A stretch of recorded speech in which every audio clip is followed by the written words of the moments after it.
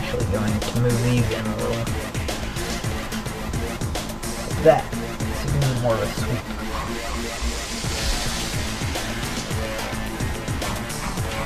And I'm also going to make this.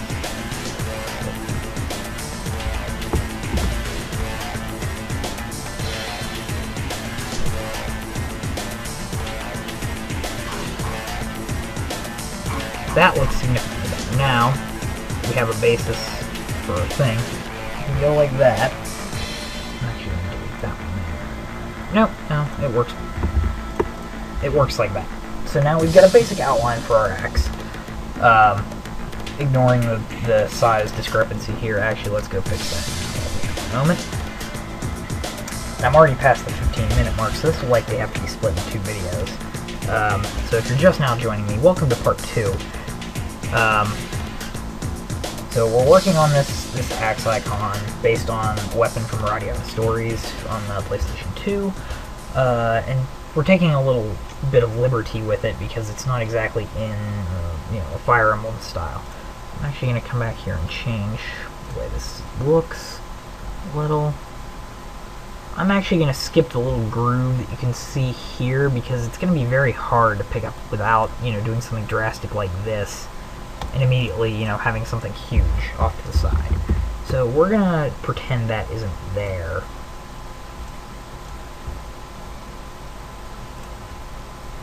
No, that doesn't work. What do is like that.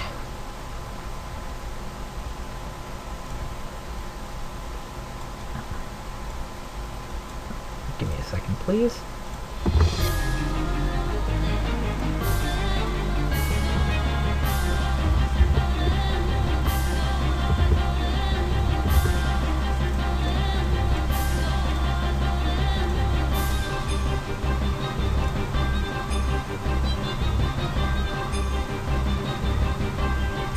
Now, let's see if we can't... There we go. How about that? That's a little better. May not be exact, but when you're working in such a small icon space, not really much you can do. So for right now, I'm going to fill the blade with orange. Since it's, fire, it's going to be like that. And I'm going to fill the entire open space. I'm just going to take a quick shortcut and use flood fill on there for the moment.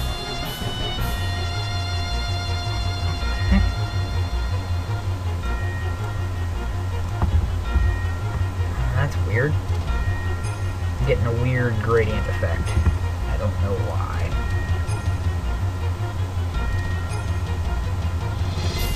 Must have changed something with my flood fill. Nope, not sure why that was happening.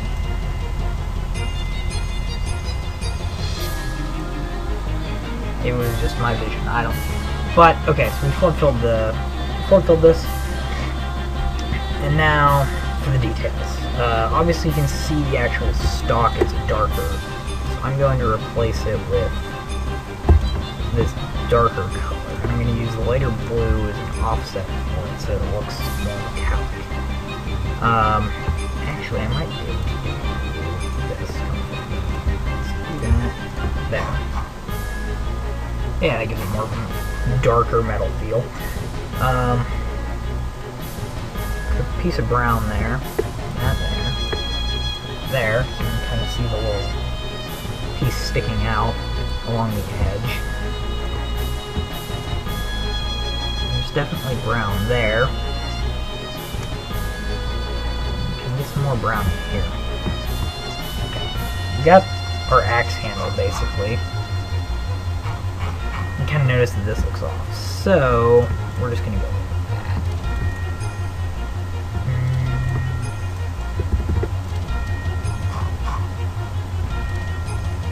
There we go. That's fine. As you can see, I've added like a grayish, reddish gray color to the to there instead because the light blue was too much for it. And now I'm going to work on the the swooping aspect of the piece there.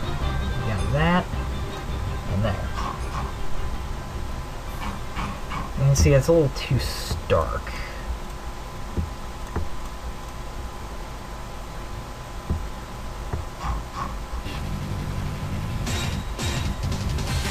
I think we're going to end up lightening this up, because everything else is gold.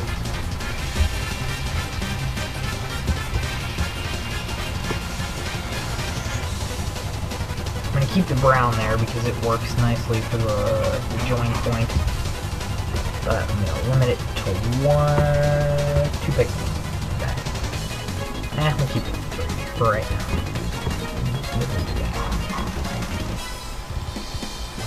Okay, so we've got our somewhat swirling area up top, our fire X. Now I'm going to pull up a reference. It's an icon that I've done. Just give me a second to find it.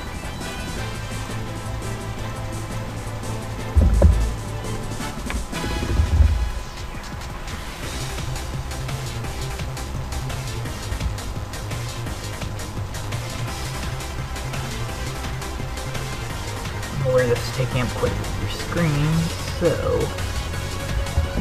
okay. I just need a color sample reference for how to do the axe head, since it is fire.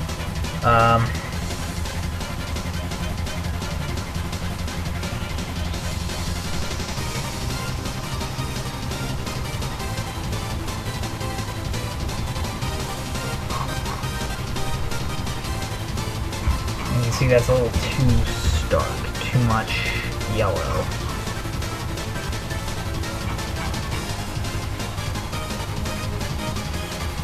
Like that, maybe some white in here to represent the heat from the fire.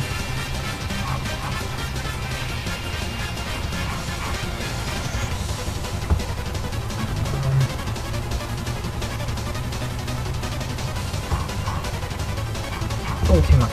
Let's leave it at yellow. Tone it down.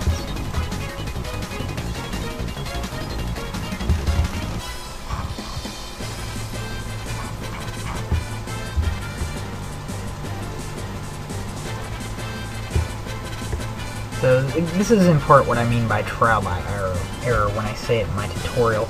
You just gotta play around until you find something that looks right. I obviously want to do that. And for this, the reference is in motion, so it's not very good for a still picture. Like that.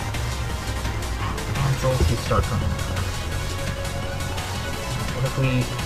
Dithering is not normally a well-received concept, but it does have its uses sometimes, especially if you want to break up what something looks like.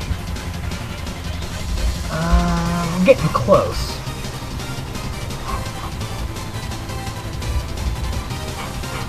That was the wrong position, I think.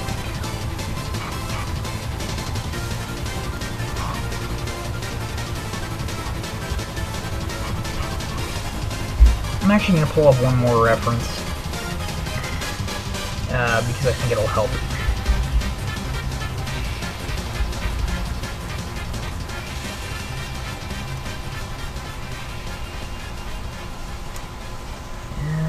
Okay. So I do want to tone down the amount of yellow in places.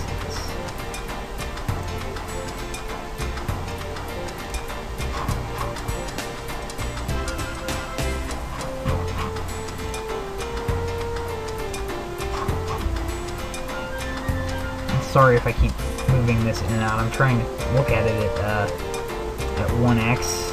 So that I can get a feel for how it's looking. I liked what I had before.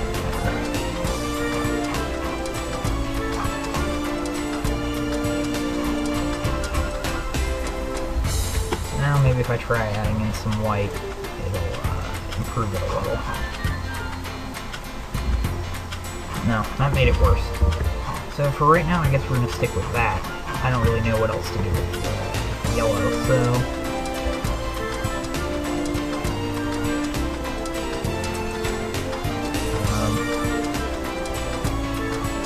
not that.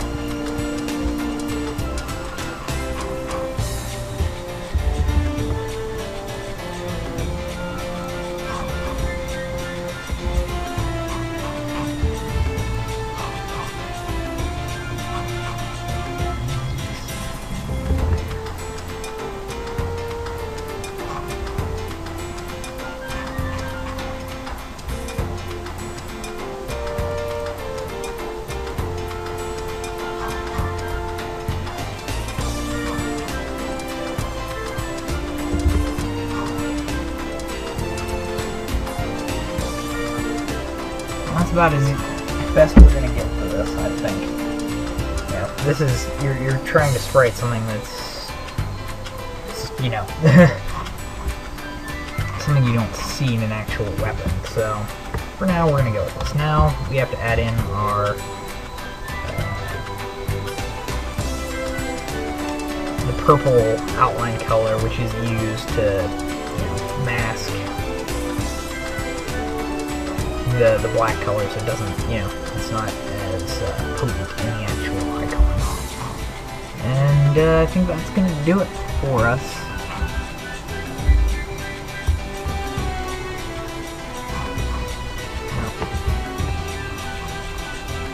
Yeah, okay, I think that's going to do it for us. So, hopefully you got a better idea of how to make axe icons and weapon icons in general. So this is Lord Glenn signing off. Hope this has been helpful.